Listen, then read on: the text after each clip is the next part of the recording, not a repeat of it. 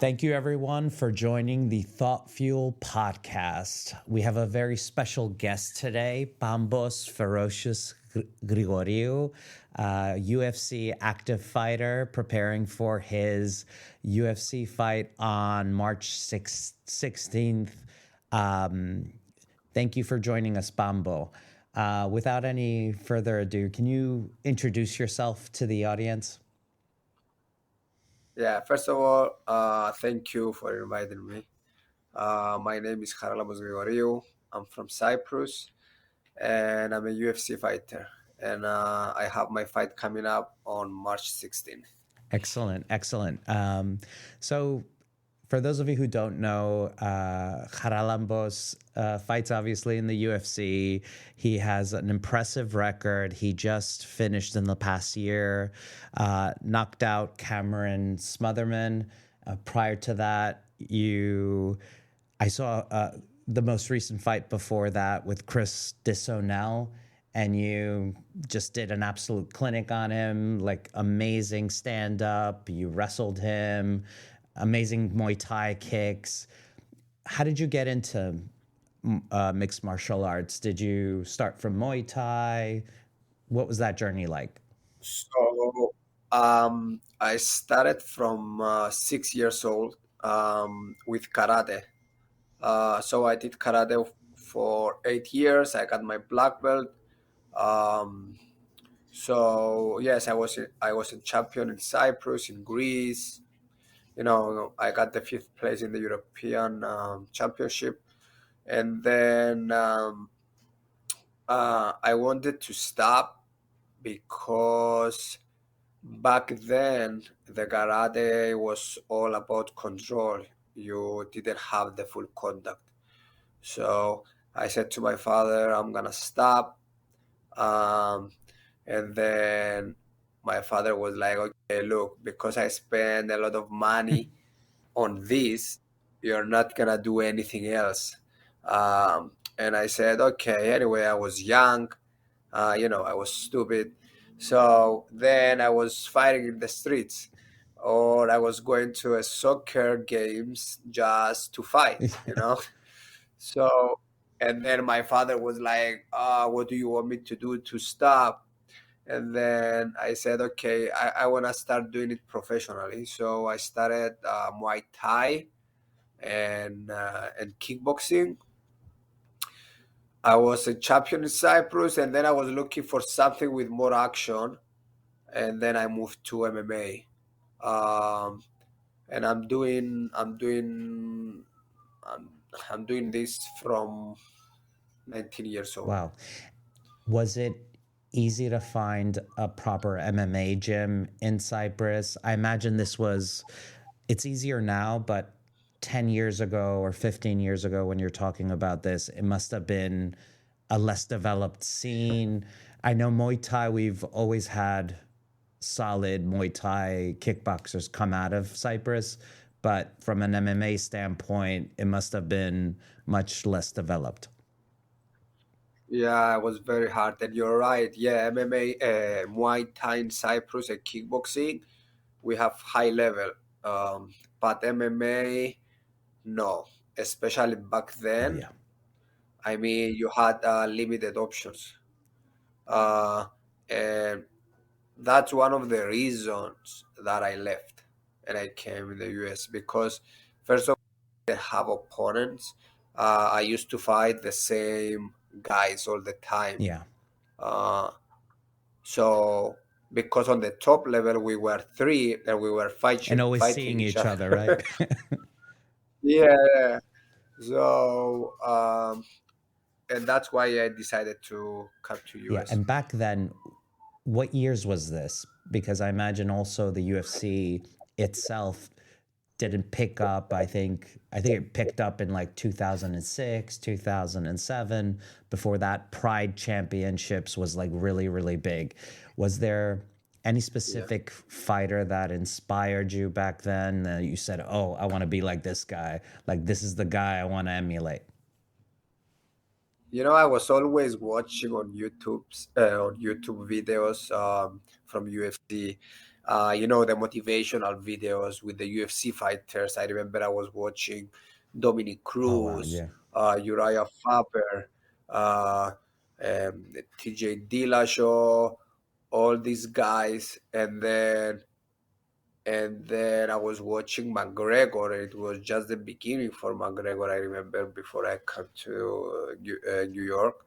Um, so I was watching it, and I was visualize myself to step in this cage. It was so crazy.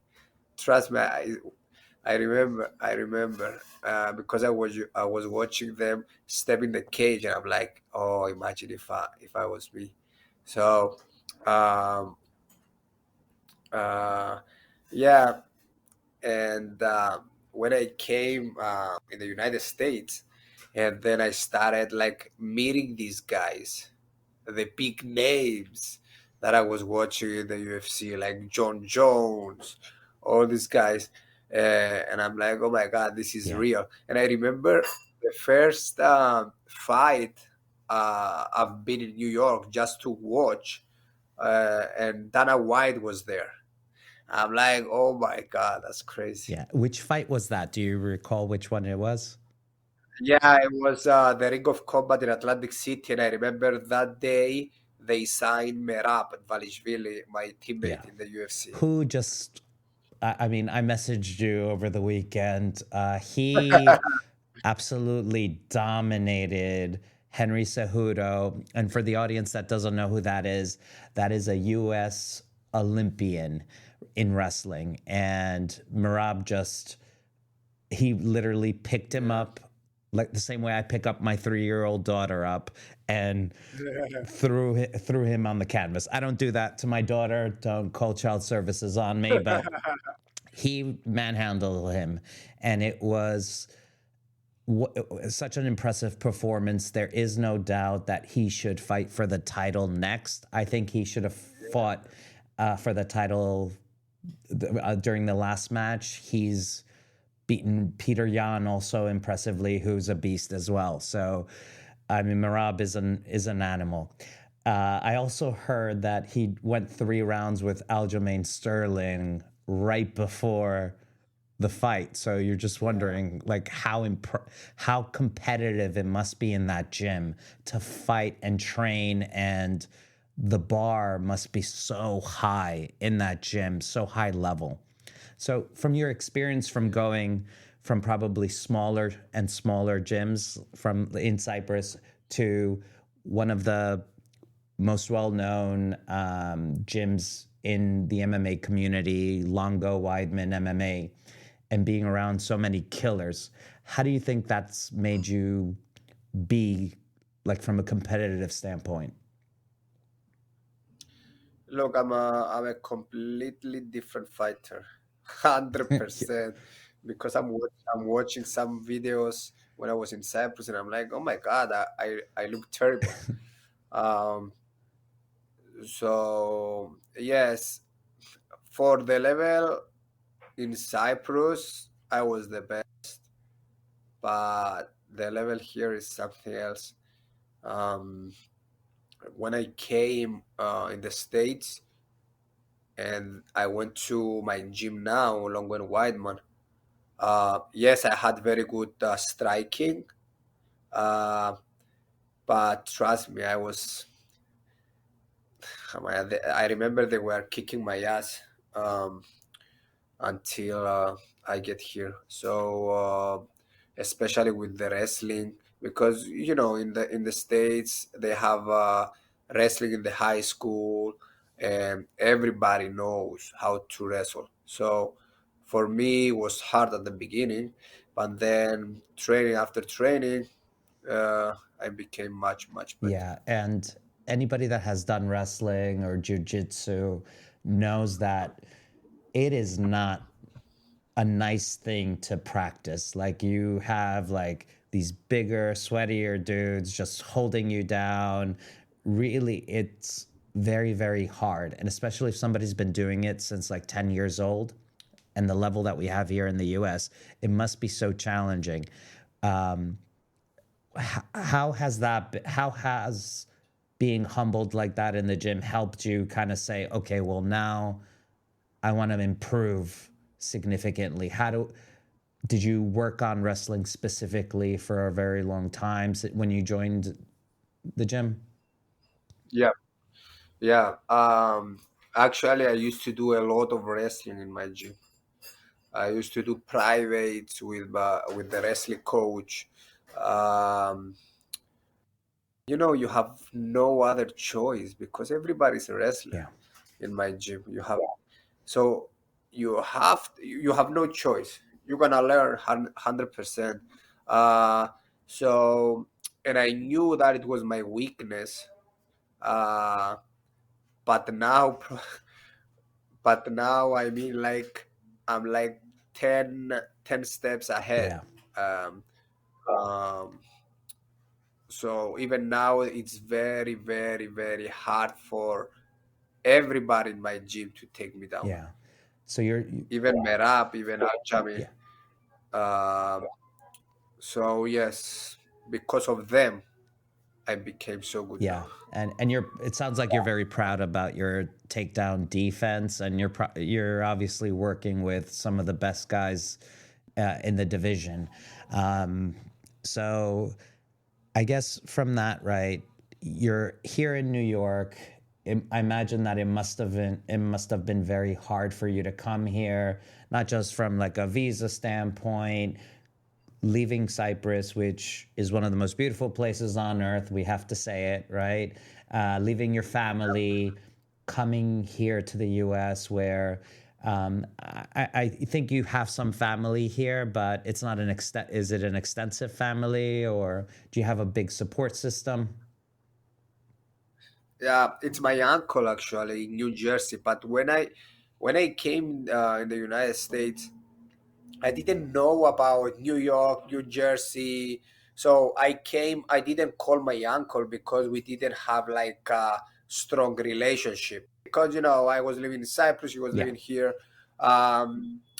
But when I came, I had my wife. Yeah, back then it wasn't my wife, but um, because she was studying here, and she's the one who said you have to come in New York to do what you love. Because in Cyprus, uh, I was doing the martial arts, but it was like a hobby because you cannot make a living with this in Cyprus. And I used to work as a nurse because I studied nursing in Cyprus.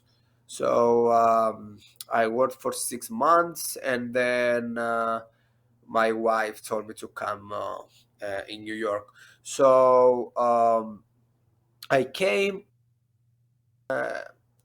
I was living with my wife till now. Um, and I didn't look. I didn't know where's my uncle.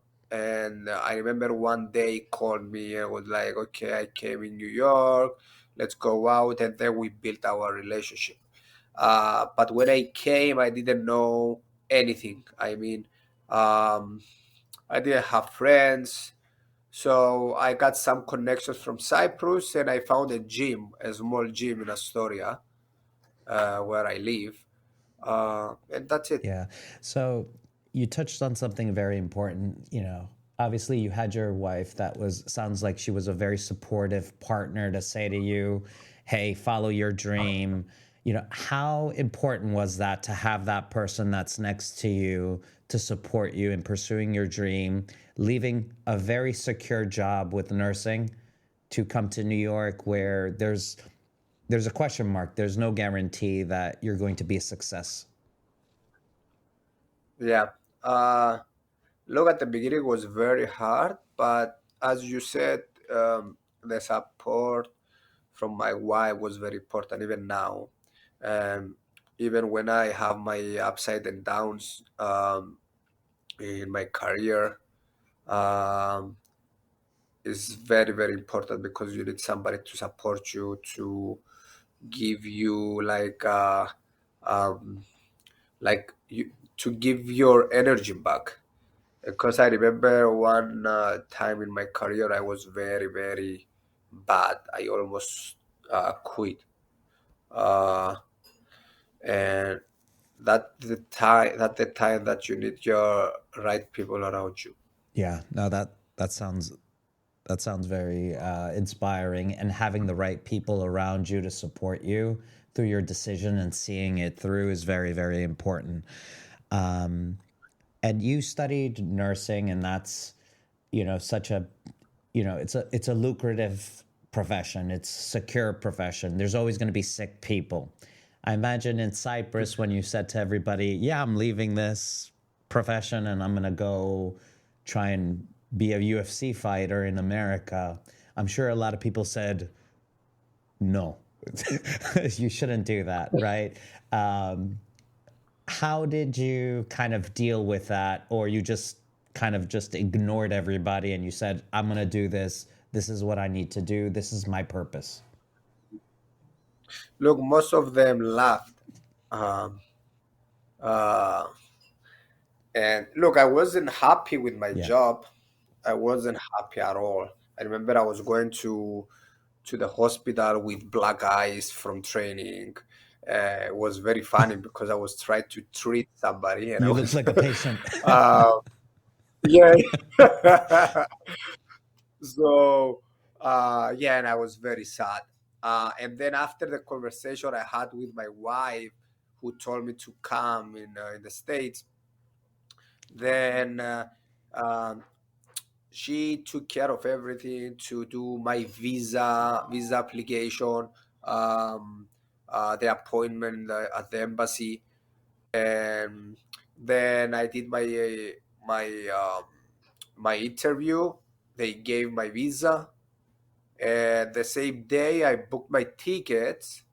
And when I booked my tickets, only my wife knew it, not even my friends or my family, nobody. So I booked the tickets because, as you said, everybody was like, no, I knew it already. So I booked the tickets, and then I told them that I'm leaving. I'm going to New York. Uh, yes, they didn't really believe me, but I think it was a week or 2 weeks before. Uh, I told them again, and I'm like, I'm serious, I'm leaving. And then they started, oh, where are you going? I mean, like, who you think you are? You're gonna make it? And then now it's a jungle. uh, and that's the reason I booked the tickets first. So then they didn't have any choice. um, Very, very few people believed in me, probably.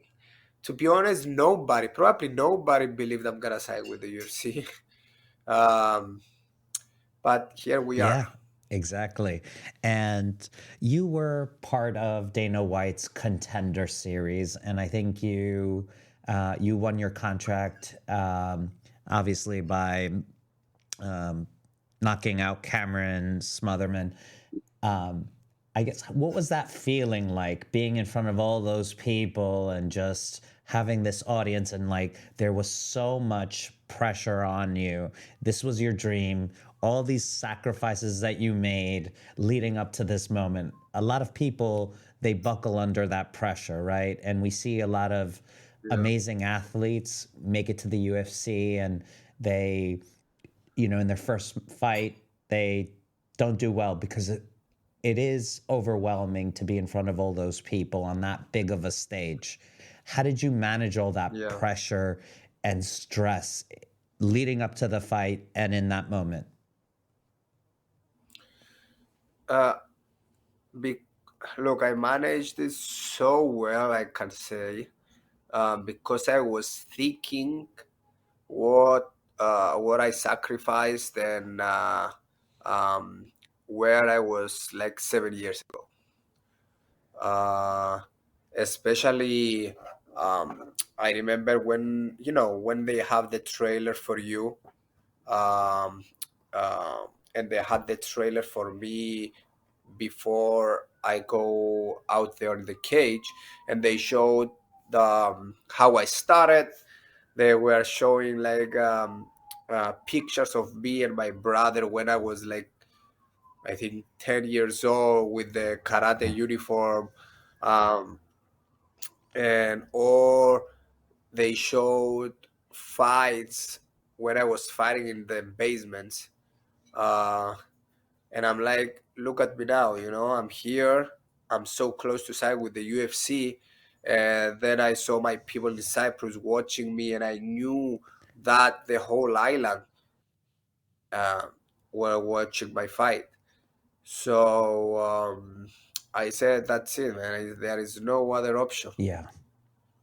That's so you just accepted all that pressure and you said you realized what the stakes were and you're like, I'm not going to let myself down. I'm not going to let anybody down.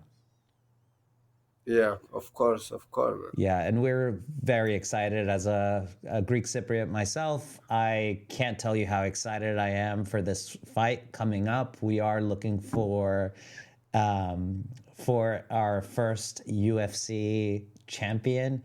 Obviously, we don't have a lot of opportunity to be part of a lot of sports just because of resources and how small Cyprus is to be this competitive at this stage.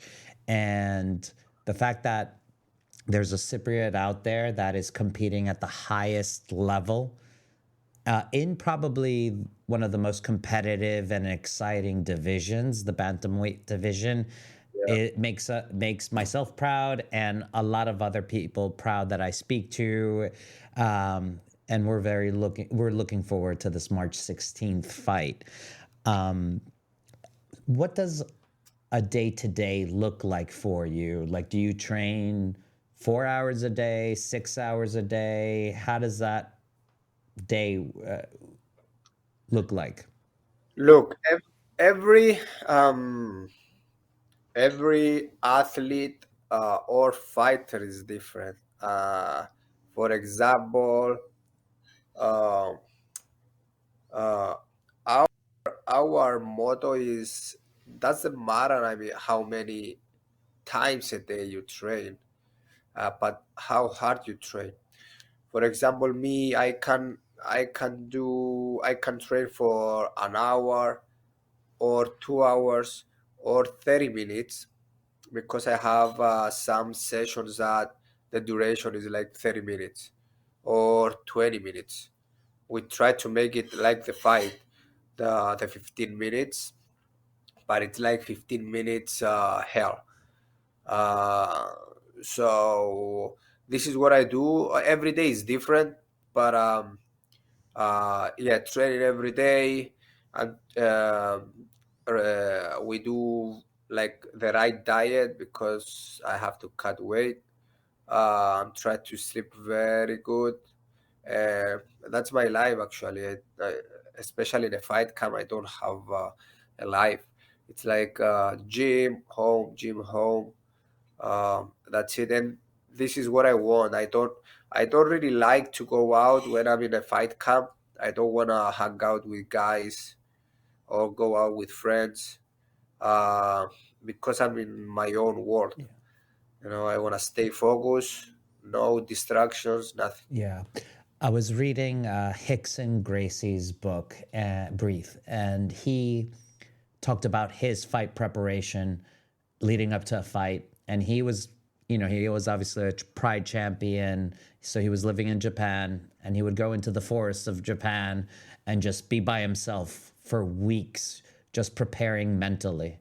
What's your preparation process? Like, how do you disconnect and focus leading up to a fight? Uh, as I said, the that's one of the reasons that I don't go out because I want to have um, my mind clear. Um, uh, any like issues or like thoughts I have, uh, I talk with my wife. Um, I pray a lot. Um and I think because I've been in a bad situation, like mentally, and I did something like similar that I said I'm gonna take a break from the fights. I wanted to go like upstate just to, fresh air. Uh, Sometimes you need a break. Um, so this is what I do. I don't do something specific. I stay focused. I stay positive because I know my skills. I know how much I want it, and that's it. Yeah. And you said that you pray, and not a lot of people are open about that, how faith has helped them in their journey. But do you pray often? Do you look to God for answers? Do you practice gratification? Yeah, for sure. I pray every like morning and night. I go to the church every Sunday. I speak with my priest. I confess. Uh, because sometimes we have, especially fighters, man, we have the mental game is very important. And sometimes, if you are not in the right position, is not good. So sometimes I have bad thoughts, and then I talk with my priest or I pray. And trust me, everything for a reason, and I think I'm here today because of it was meant um, to be here to meet my wife because before before I come in the States, I wanted to go to the UK, and I try so hard to go, so hard, and I couldn't. I'm like, why? That was the Yeah. reason to be here today, to be close to God because I wasn't, to be in the UFC and with my Yeah, wife. that's great. And it's funny that you tried to go to the UK, which is typically easier for Cypriots, and Yeah. you succeeded in the most hardest place to come to from Europe. So that's actually good to hear. So, I guess from your experience, right? You talked about being in a bad place and a good place. You've had losses in MMA, right? Um, how do you allow that not to impact you and learn from that experience and move forward? So because um, as I said, I took a break from fighting, um, and I had some time for myself because I remember I was 4-1, and I was very close to side with the UFC, and the UFC said, okay, he needs another win, and I was like, okay, let's fight. I want to side with the UFC, and then I got a loss, and then I'm like, okay, I want to fight again. I have to come back, and I was rushing it, and then I lost again, and then I was very bad. That's why I needed the break, and I'm like, okay, let's start from uh, from the beginning because I was so close to stop. I said to my wife, I'm not gonna fight again, and I texted my manager back then, and I said, I'm gonna go for another run, for one more run for the UFC, uh, and that was it. Um, I have all the right people around me. I was trying to be careful. I tried to keep my ego down. Um, and yeah, Yeah. And and finally I signed with the yeah, exactly. UFC. And there's a lot of examples in MMA where fighters just took a break and then they came back stronger than ever. One of the most famous one is George Masvidal, and he just took a break after 3 decision losses to people that he thought he could win, took a break, came back, and just had probably the best year that any fighter could have, and just had like Yeah. 3 impressive wins that were amazing. So I guess from your perspective, right, you have this really good record now, and I just went through your record and I noticed that there were a lot of like canceled bouts, which could be probably one Yeah. of the most frustrating things for a fighter, because you prep, this is a little bit different than any other job. You have to prepare, invest so much time in studying an opponent and really understanding how you're going to take them out, right? How do you Yeah. pivot so quickly to fight somebody else? First of all, yes, it's so annoying. Even for this fight, that was my third opponent. So I had two, and they canceled. And um, look, I mean, because you train, the most important is to be in shape, to have a good cardio.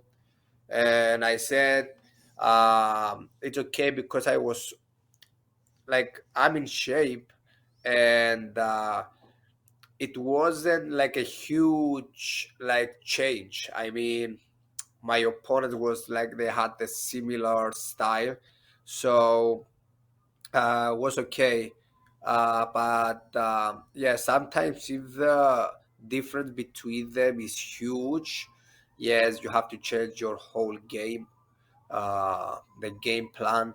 But for us, was okay. We had time for the preparation, and my opponent have the same style. Uh, so it wasn't like so bad, Yeah. actually. And I guess, you obviously work on a game plan, but it must be a lot of pressure to also offer an entertaining fight. And do you struggle with that, sticking to the game plan versus trying to, I'm going to knock this person's head off, right? Kind of thing. Yeah. Look, I don't even try it. It comes by itself. The knockout. Awesome. Awesome. Uh, I was always exciting fighter, uh, and I try to stay with the game plan. But I know that if I go in there and I throw a good punch, and and it goes to the target, I know he's gonna go down. I know because I'm very strong. Um, I always stay in the.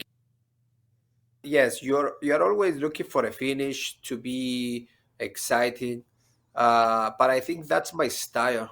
Um, because all the strikers have exciting games because they like to throw. They are not like wrestlers.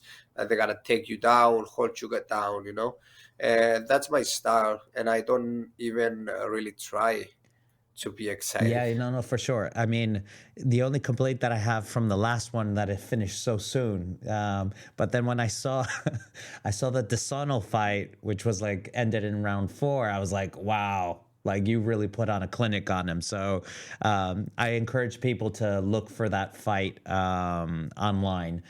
Um, so I guess, Bamba, from your experience, like you obviously are a full-time fighter. Do you have sponsors that are helping you through this time? Yeah, we have sponsors, and this is very important for us because we have very good relationship between us, and their support means a lot. And I wanted to shout out to Flash Motors, one of my sponsors, the Nax Head, Xenos Construction, Joanna Foundation, Mediterranean Foods, and We Capture Media. Uh, I'm here here today in the UFC because of them. Yeah. Well, thank you to those companies for doing this. You know, I'm sure I represent a lot of Cypriots when I say this. We are very, very proud of you. And we are looking forward to seeing you having enduring success in the UFC and beyond, because there is always that beyond. And Yeah, we're hoping that, you know, with you, the same way that Baghdadis inspired a whole generation to be tennis players in Cyprus, that you also inspire a whole generation to be MMA fighters in Cyprus. yeah. Trust me, I'm gonna change the whole game in Cyprus. Trust me. That's my main goal because I know where I started and how much I struggled, and I wanna make a better future for the young athletes, and I'm gonna do it. Trust me, it's one of my plans. Yeah. No, and obviously you're developing now an amazing network of amazing coaches you can bring to the island just to elevate the quality of fighters that we have there, and hopefully shed a spotlight on the scene there so people are inspired that, okay, I come from a small place, whether it's Lefkosia or Limassol or Paphos, but I can make it to New York, to the biggest stage on earth. You have a very inspiring journey, and I hope it inspires others to follow suit, especially from Cyprus. Yeah. So, Haralambe, where can people find you if they want to seek you out? Do you have social media? Do you have a website? Do you?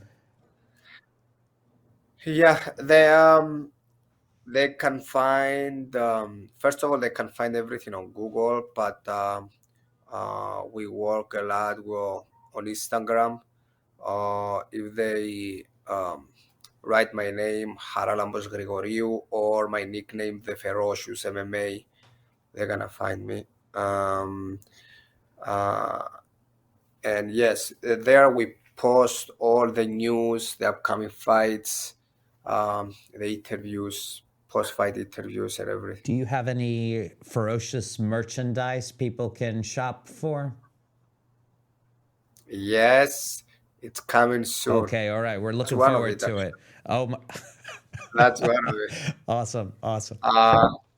But soon, I think we're gonna have it ready after the fight because now I'm trying to stay focused. Absolutely.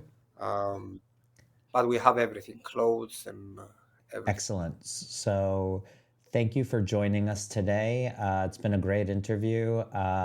Thank you for sharing this inspiring journey. We are looking forward to seeing you be successful in your fight on March 16th. Thank you, and have a great day. Thank you so much, and we're gonna talk soon. Absolutely, absolutely.